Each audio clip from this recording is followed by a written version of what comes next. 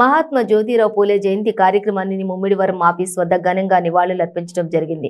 జ్యోతిరావు పూలే స్త్రీ విద్య కోసం తన భార్యను సావిత్రిబాయి పూలేను టీచర్గా ట్రైనింగ్ ఇచ్చి మహిళల చదువు కోసం ఎనలేని త్యాగం చేసిన మహనీయుడు జ్యోతిరావు పూలే అని అన్నారు. ఈ రోజు దేశంలో ఉన్న కేంద్ర ప్రభుత్వం స్త్రీ విద్యను దూరం చేయడం కోసం స్త్రీని వంటగదికే పరిమితం చేయాలని, స్త్రీ అంటే మగవాళ్లకి సేవలు చేయటమే అంటూ కేంద్ర మంత్రులు చెబుతున్నారని అన్నారు. దీన్ని ప్రతి ఒక్కరూ ఖండించాలన్నారు. వ్యవసాయ మరియు జయంతి కార్యక్రమాన్ని జరుపుకోవడం జరుగుతూ ఉంది.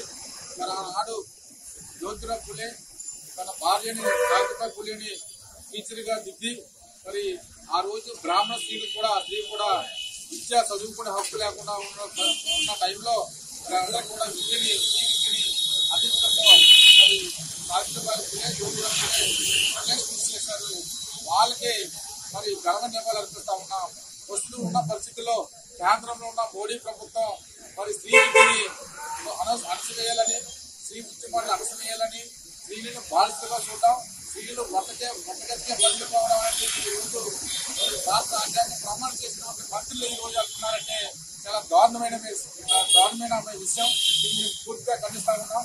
ఈరోజు యువత స్త్రీలు కూడా మరి సావిత్రిబాయి పూలేని జ్యోతిరావు పూలేని ఆదర్శంగా తీసుకుని ఆయన సేవలను అర్థం చేసుకుని మరి ముందుకు పోవాలని సందర్భంగా మేము తెలియజేస్తా ఉన్నాం.